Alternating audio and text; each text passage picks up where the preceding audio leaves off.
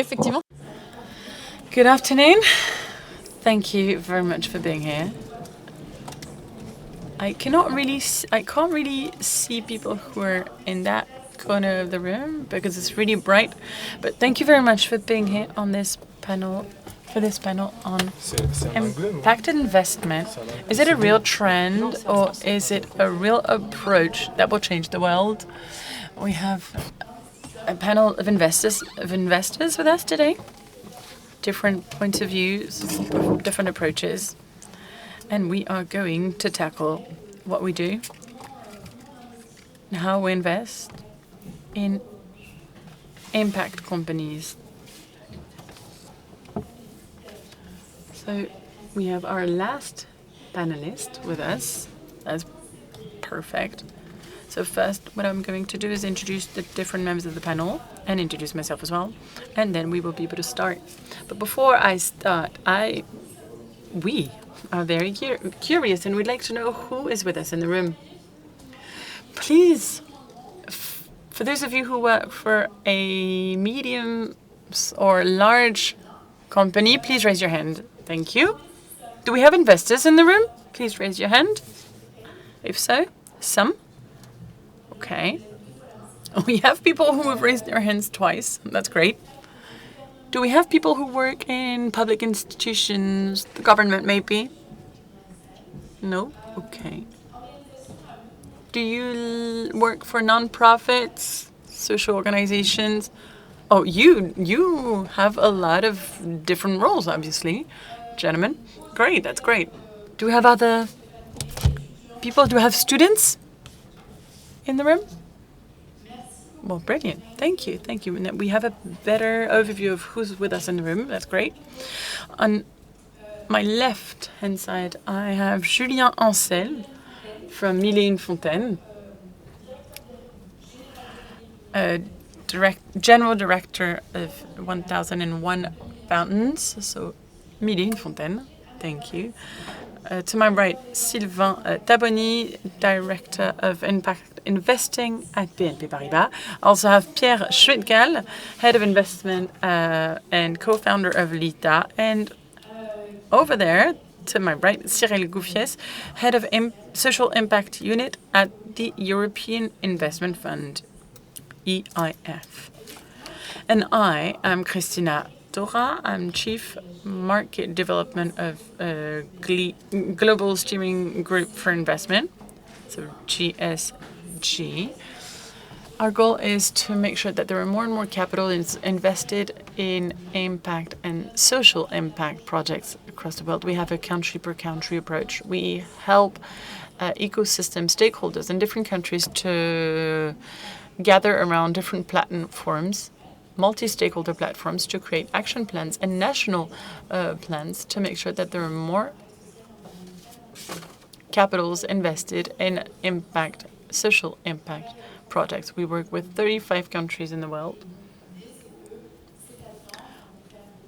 What we want is for these platforms to train people, to raise awareness, and to create reports on how the markets will grow.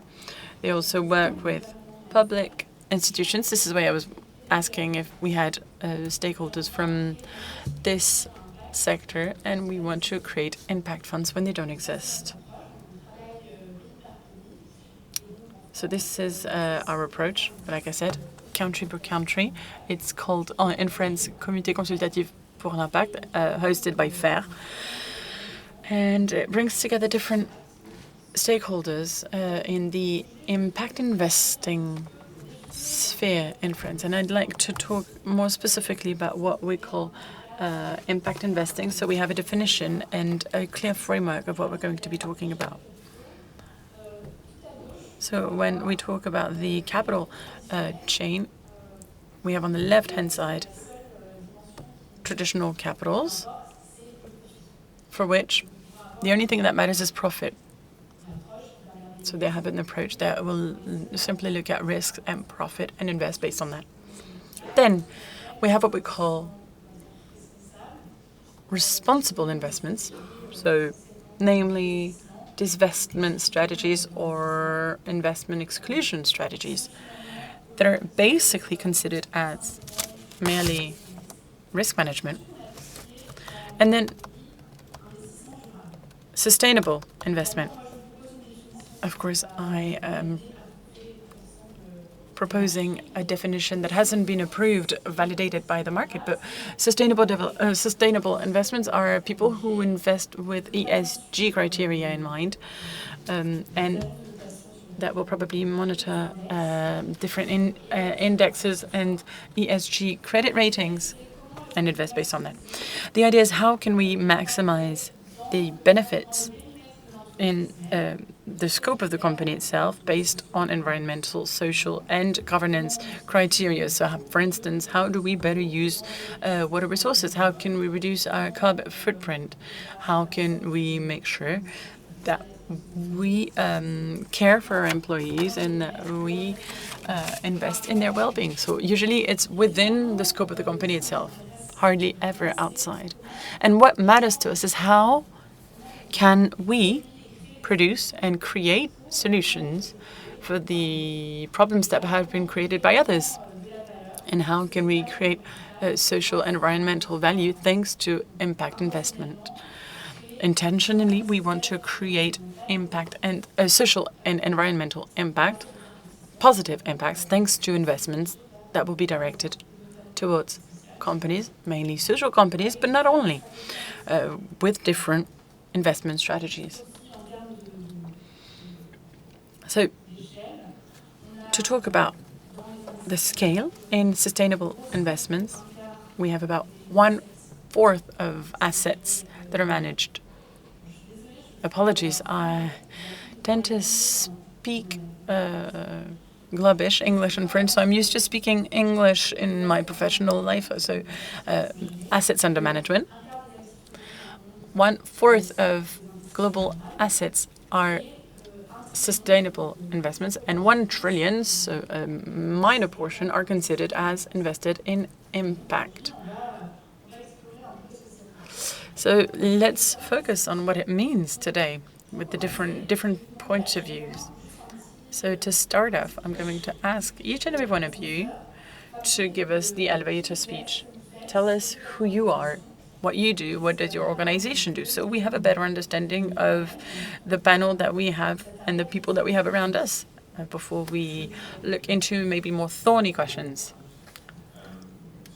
My name is Cyril Wifes. I work for the European Investment Fund, which is part of the European Investment Bank, so the European Bank that was created as part of the Rome Treaty, the creation of the EEC. This is the history. The goal was to facilitate investment, to create a unique market. The European Investment Fund was created in 1994. The mandate was to facilitate access to funding for SMEs in Europe. So this is our raison d'être, our mission. I am in charge of the team that invests in impact funds in Europe. So we don't invest directly. We are not equipped to do so, to invest in companies. We are a bulk investor on the market. So we fund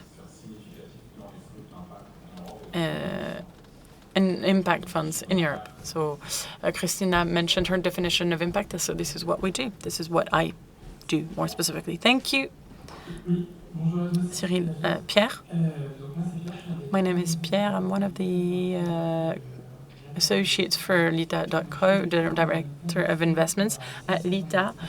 So Lita was created 7 years ago, and we want to bring together projects with responsible projects. So we have a platform that allows people to invest in startups and projects at different sectors, different impacts, in order to have a better transparency for people's savings and see a new class of investors and entrepreneurs who want to make a change. This is the last part that we've just developed. And a few years ago, we've started creating a data and tech part to invest in other sectors. This is called Rift. It allows any citizen to scan his or her savings accounts to have a traceability of the underlying investments that are done with these products, and we can exactly tell them what is the carbon and environmental footprint of people's savings. Solida aims at innovating to giving people the power again and to see a more ethical and responsible finance sector in the future. Thank you very much. My name is Sylvain Tabagny. I work within the CSR unit of the BNP Paribas Group. I guess you all know, you're all familiar with BNP Paribas, but within the CSR department, I co-manage a small investment team that was created a few months ago. And we are dedicated to impact investing. This team is investing the equity of the bank, so not the money owned by BNP Paribas, so not the BNP Paribas customers' money. And we also have with us the founder of Mille et Fontaine, Julien. Thank you very much. We created Mille et Fontaine in 2004. The goal is to provide access to water to people, and we are present in Vietnam, Myanmar, Cambodia, amongst others. It's a social company. We help people, local people, implement a water treatment facility on the local level to manage it and to sell the water. So our business model used to be based on subsidies and OPEX, then are self-financed. And what's interesting for us, and the reason why we're here today, is that we are currently changing our business model in order to develop our impact and accelerate our development, which leads us to consider other types of funding, such as debt via BNP Paribas support, or capital, with, for instance, the interest and the commitment of funds such as Danone Communities or others. So we are on the beneficiary side of things. Thank you, Julien. The first question is, what does an impact strategy means when you're an investor, and what does it mean a impact investment strategy when you're an entrepreneur? Could you tell us a little bit more about your approach in your organization strategy and what it means on a daily basis when you're investing? Let's start with the European mandate, maybe, with Cyril. Well, indeed, investing in an impact fund or an impact company, to be perfectly honest, I mean, it's still an investment activity. So it's not completely different from what entrepreneurs and non-impact and non-impact investors and entrepreneurs. However, the foundation on which our impact mission relies at the EIF, and we're not saying that this is the best way to do it, but we are a public investor. Therefore, we have a role to play, an important role, one to play, especially when it comes to funding new sectors, new ecosystems, and we have a different approach to risks, especially in the financing sphere.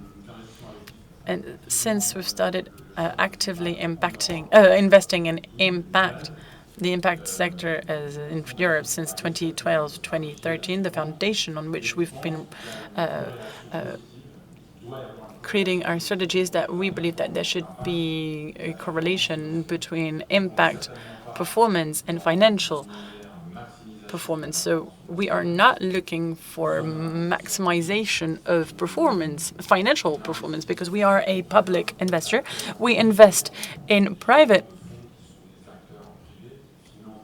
funds that then finance private companies that, however, have the desire to address social and environmental challenges at local level. Therefore, our approach is really rooted in a desire to address some of the challenges that we are faced with in the world.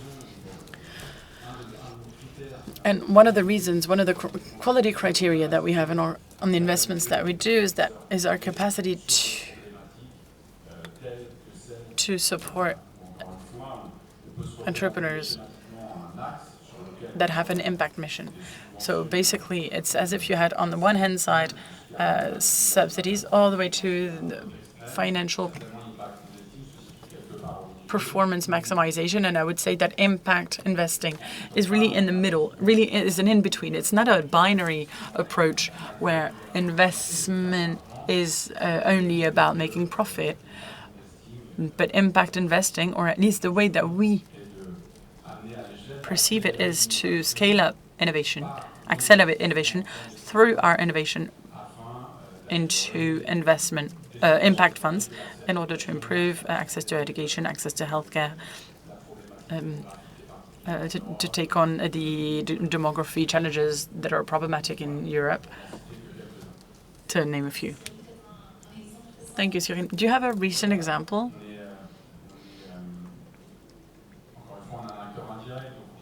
Sure. As I said, we are an indirect player, so I can't really name names. And I'm sure that we have other people that will do it better than I would on this round table. But there's one thing that I'd like to highlight. That's the fact that the European mandate, because we mainly manage capitals and funds coming from our majority shareholders, such as the European Investment Bank. And these European mandates allow us to have a wide investment portfolio, so early stage investment funds, impact funds that are very highly risked, but we also have funds that have impact strategies that are implemented by fund managers that have been managing these type of funds for the past 30 years with a very high financial performance, that decide to turn towards impact strategies. So we are lucky, to put it very simply, to be able to invest in the third or fourth generation of impact fund managed by very experienced people here in Paris, but also we are able to invest in the first generation of impact fund in Poland, for instance. So we have this flexibility.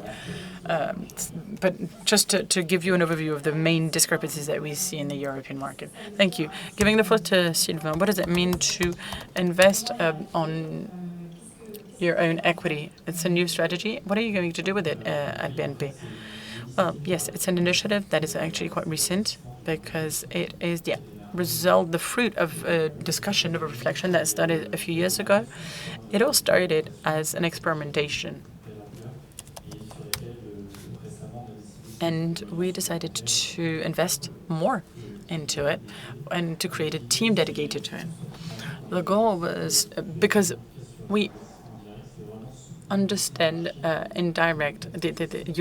principles that you talked about. We wanted to support investing, impact investing, which is a recent market, and we want to do so with a dedicated team, that would bet on profiles that traditional investors would not necessarily bet on, and to support an approach and entrepreneurs that have a desire to have an impact, that have this added value and that want to measure their impact.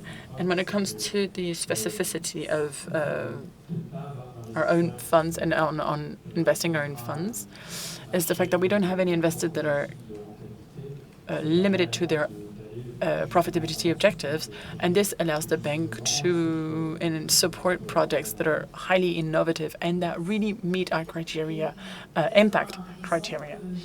Thank you very much. Do you have an example of what you've done in the past that has inspired this strategy, this impact strategy? Well, yes, we have invested in different funds this past few years, but there's something that's actually quite new in our strategy, which is the fact that we go more and more towards direct investments, meaning that we buy shares from companies. So we have just invested in a company called Le Printemps des Terres, so Lendspring, that finances the agricultural transition by buying back their land and allowing them to buy them again, but it give them seed funds in order to carry out their transition. And we also buy, the company buys degraded lands to restore the lands and store carbon in these lands, in these plots. Thank you. Beautiful example. Pierre, Lita is an innovative company. How does it work? Who are the investors? Who are the companies that benefit from these investments, and what is your impact strategy? Well, basically like a fund, a venture capital or private equity fund. The only difference is that the money comes from citizens. It's a large category of people. So one person who sometimes will invest 100 euros, and you also have business angels that invest hundreds of thousands of euros based on their resources and means and profile. So usually we place money into a holding during the fundraising phase. We have Le Printemps des Terres, which is just mentioned. And the promise is that these are companies, so an economic player in the sector, in a region. They offer a useful service. So why not have citizens invest directly into these companies? So it really gets rid of different intermediaries. And in a way, we include many different players, many stakeholders in debt, in bonds, and at the same time, it offers wealth sharing system, because citizens and the consumers, users of the product, that will also benefit from the growth of the project. So it's very virtuous to have this technological tool to be very present locally, to include citizens in this adventure. So of course there's the notion of risk, depending on the project that you're investing in. You don't have the same types of products, the same type of risks, and we try to balance out as much as possible the citizens' portfolios by diversifying in different maturity projects, different sectors. We propose different financial products, and we therefore duplicate the investment fund work. The other specificity is that the rationale is slightly different. You started mentioning it on where the money originates from, and I think that what drives the vision of an impact investing fund is who gives the money and what's their goal. There are different funds out there. They all have their own investment strategies. So a fund that invests the money of a bank, while and the different are completely different from a corporate fund, insurance fund, or a citizen community fund. They will have a different strategy, impact strategy, and a financial strategy. So I think in order to really understand the impact ambition, you need to understand the mindset and the agenda, of the people that will become investors in the fund. And this is how you find a different variety of impact funds in France, which is good. But again, there are many differences. As for the impact at Lita, I think that we have a very similar vision to other funds. There are common methodologies, shared methodologies, and the same philosophy. Anyway, we have 3 levels of analysis to qualify impact. First, at mission level, I think that this is something that we hear a lot. What is the social or environmental mission of the company? We want to make sure that most of the revenue, or at least most of it, and the costs are correlated directly to finding a solution to an environmental or social issue. This has to be part of the KPIs of the business. The second interpretation is that if you have a product or a very impacting product, for instance, are companies in pharmaceutical products highly impacting, well, then we look at what is the governance, who are the general directors, how can we create useful and decent jobs, how do they manage the wage gap. So we look at the quality of jobs as well, and how wealth is distributed to avoid too much verticality. And the third level to see what is the impact is that we look at the value chain. So we try to take a step back and we look at the net negative externalities, because many companies have different raw material supply and etc. But we look at the social, biodiversity, and carbon externalities. So we really make decisions based on these three layers and the roadmap that we set ourselves based on different objectives. Thank you, Pierre. That was very detailed. Thank you. And I think this goes along the same line as what your colleagues have been sharing in this panel. Maybe you could give us an example of a recent investment. Yes. You mentioned Printemps des Terres. We have Compagnie des Amandes, yeah. They are producing almond trees in the south of France. The culture of almond trees is something that is quite outrageous, because a lot come from California. So we have been aggregating a lot of smaller producers on a cooperative model, and they've been creating capex in order to develop a local market for almond. This is a huge project. This is also a captation of carbon involved, so in order to buy carbon credits. And this is being expanding. Murphy is another one, which is Tech for Food. This is an innovative startup, and they have been developing in Europe some networks for repairers, mainly for the washing machines or washing engines, to optimize the repairability and to avoid overwaste. So there's a whole logic of training schools and sessions in order to learn how to do this, so that people can start to learn how to repair things. Julien, the perspective of the entrepreneur, I think you started tackling on this a little bit, talking about the change of business model. Why do you go for impact investing? What do you look for impact investment? And what has led you to this change? And what difficulties have you faced during that path? I'm sure this was a bit of a battle to raise some funds. This is a good analogy.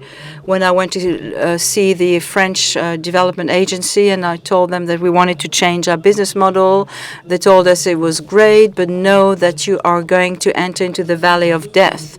And this is a bit what we experienced for 2 years. The rationale was that in order to move faster and to speed up our impact, the more funds we raise, raising subsidies is complicated. You get 100,000 here and 100,000 there.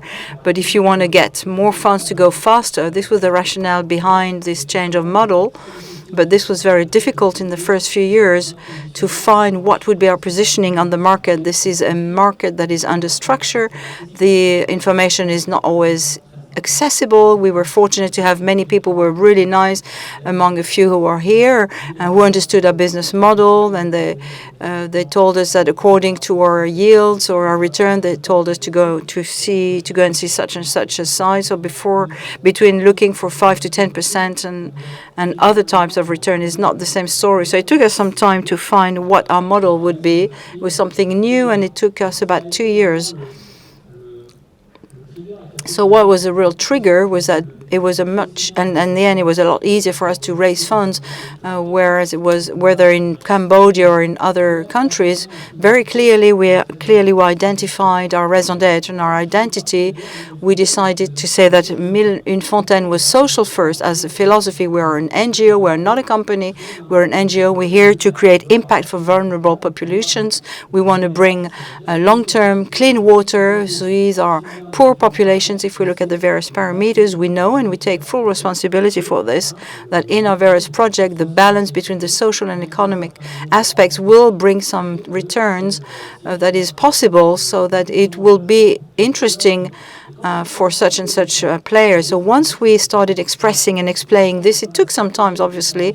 Once we clarified our strategy and this was approved by the board, then it was a lot easier to develop our discourse, our message, and we were able to attract investors such as the BNP Paribas, who understood our positioning And since then, we've been able to evolve, and now this is representing an important part of our fundings, which was not the case 4 years ago. So we went through all kinds of